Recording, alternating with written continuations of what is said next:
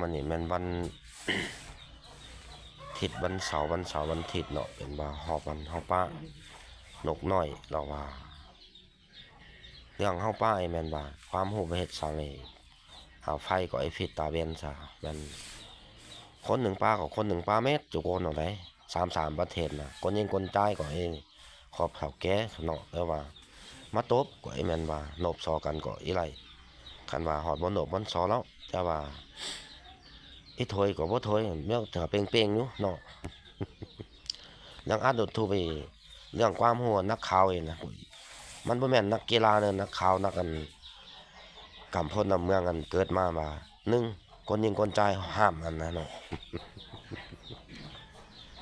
เฮามี3ประเทศเด้โซเวียตน่ะแต่ว่าคนเดียวอยู่ตรงดีนะ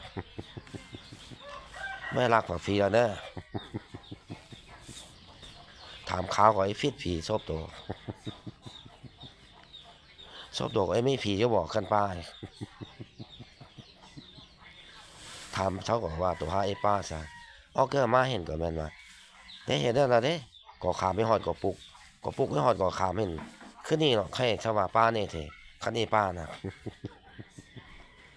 กำพ้นละเมืองเห็นกำก็ปลุกก็ขามเถปะ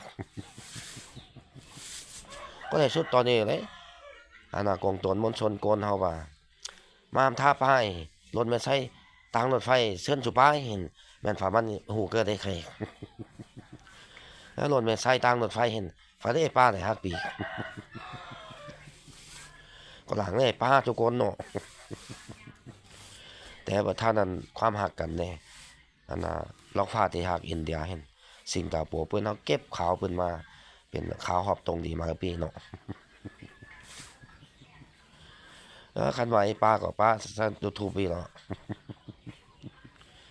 กองตนสายทิศของเมืองนี่เนี่ยอยู่ต่างกันเถอะเด้ ของต่างรถเถอะเด้ บ่อยากเว้าหยังหลายเนาะอันน่ะ